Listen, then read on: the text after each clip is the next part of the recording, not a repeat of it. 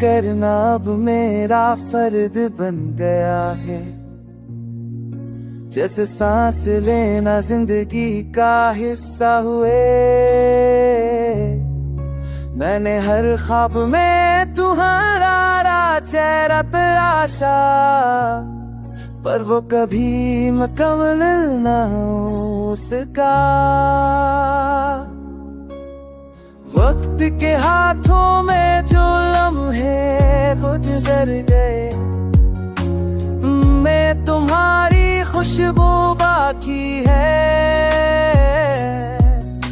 मैं आज भी इस हवा से बात करता हूँ जिसने तुम्हें छुआ था तभी।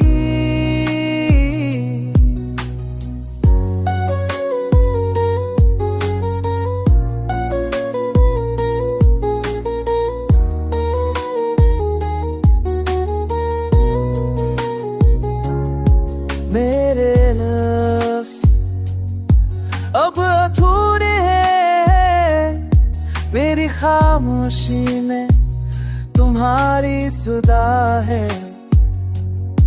लोग कहते हैं वक्त सब बदल देता है, पर ये दिल आज भी वही है जो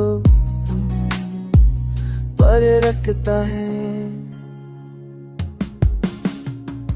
बारिश के कतरों में तुम्हारा अक्स नजर आता है।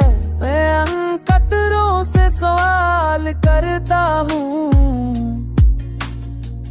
कब लौट के आओगी?